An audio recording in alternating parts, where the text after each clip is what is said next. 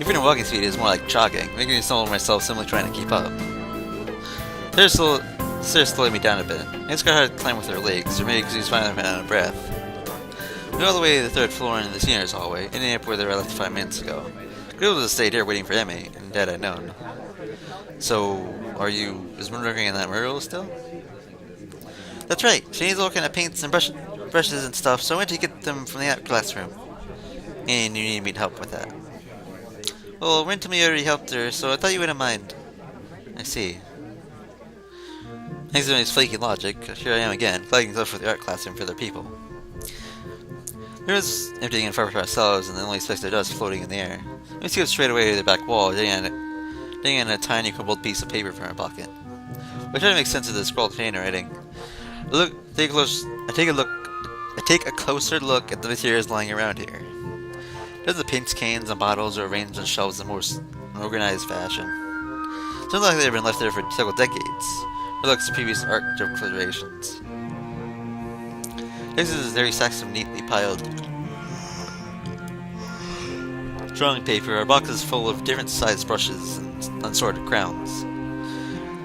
Full of paint, turpentine, and fresh paper floats in the stair, mixing in my nostrils to form that unmistakable scent of art. My stars are notes currently in the markings of the various Sprite cans. Best of the Mae's friends' quick matches. There's her net to look on the topmost shelf, but isn't quite enough. The rest of the little stays below the shelf no matter what she does. Then he gives up and just looks at the show long like a child at a toy store, hovering in it in annoyance. When we've been here, she starts jumping up and down, trying to to speed read the labels on the fraction of a second she can see them and catch what she can. No surprise she fails miserably, almost managing to bring the whole entire self crashing down. Now I see why lending a hand on here would be useful. Come on, let me do that. You can't jump high enough, and I don't want to hurt yourself trying. Also, I'm like twice your size. You are not. Turns around, flaring scorn, with cheeks and all. Just kidding, just kidding. Anyway, I look up there, okay? Save the trouble. She glares at me one more time. I can't go over a retort. Grudging, she turns her back to me. Looking to swing around the top shelf for paint. While below him, he crouches to scout she can from the cupboards. Shaking her head a little after demonstrating to sure she can't see me do so. He's having called extra height with surprise. Wouldn't have joked about it otherwise. Seems easy going, but I guess everyone has their weak spots. Oh, we have the most items collected and spread on our desk like a treasure hunter's spoils. Anyways, it wasn't necessarily the height job that got her riled up. When I like to be told that she can't do something, like jump. But Lucy herself might have forgotten about it already. Quick to anger, quick to forgive. Is she that type of person? He doesn't seem to take anything to heart, as he chatters away happily as pick up the rest of the items and make our way back to Ren. I seriously cases the book of the materials as we make our way towards the dormitories. Means we says about getting your painting done. It's all her fault though. She could have started earlier. Is she gonna make it? No idea. Looks good to me, but we're afraid you never know what's going on. I found her this morning lying in front of the dorm in fetal position. She hasn't slept all night. Can't believe this night nurse had found her. Now she's painting again like crazy. Yeah, I've noticed she's is kind of unhinged, so to speak. Amy giggles at that, liking my too obvious awkwardness. I don't mind it, she's just a little weird sometimes. That I agree with her. Like me, Amy seems to be cool with Ren's whatever is that feels so suave about her. They don't feel close like Mitch and Zune do. They're working in a single unity sometimes. It's hard to say where one ends and the other begins. And they're so different. Even though they're so different like Emmy and Rin are. Rin is most different than Manol, different from anyone else I've met. I guess she's a very unique person. I learned that word again as if it encompasses Rin's personality by itself, but it really just subs her language description oddities. Emmy was expressed by a proper description word. She's just weird. You know, earlier she didn't have her sitting on her box. It's her toes. She goes again in a way that makes her feel like she doesn't know what's funny about that. It just is. All the time. Working area is a mess, but the mirror was taking over more of the wall than I last saw it. Three human figures become mostly colored in tones of red, pink, and orange. Weird imaginary things populating the spaces in between.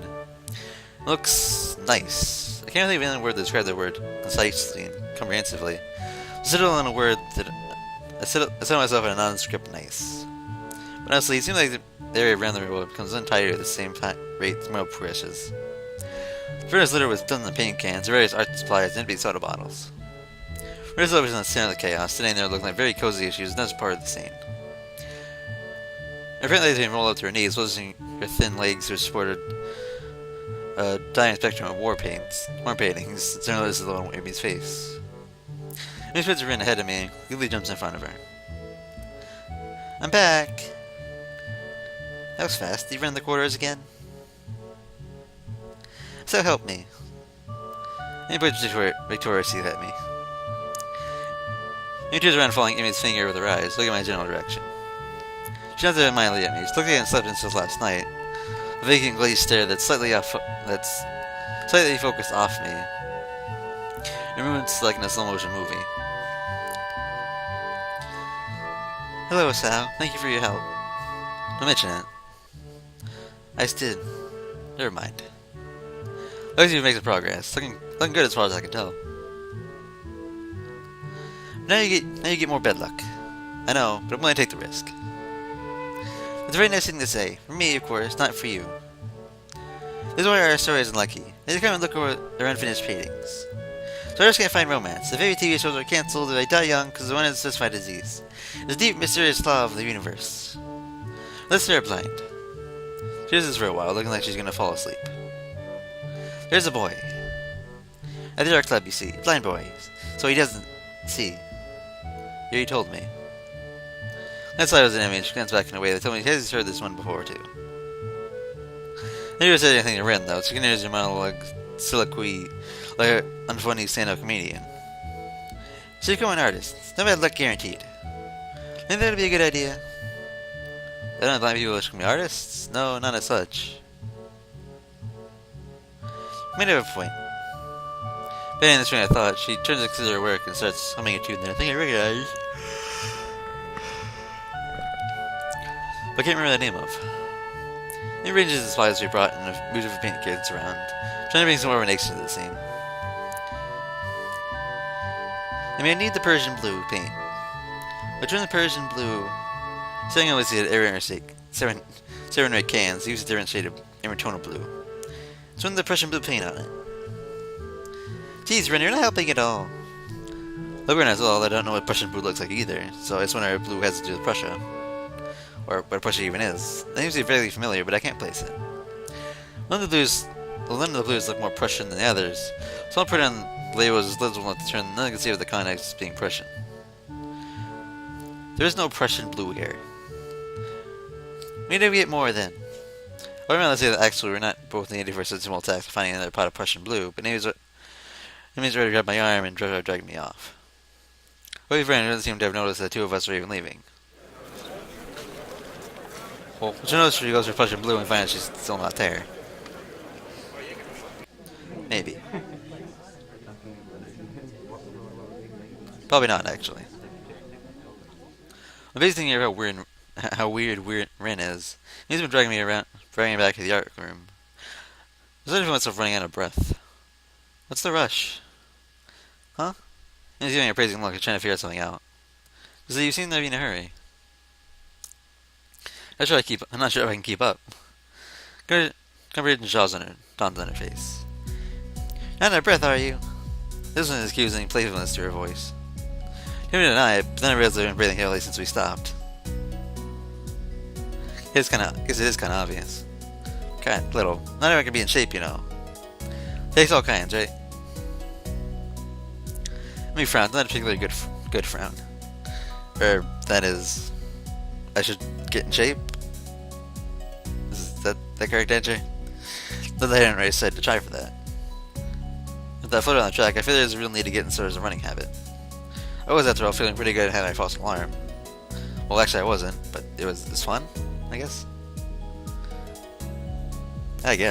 Fun. My comment seems to help when it comes to some sort of decision.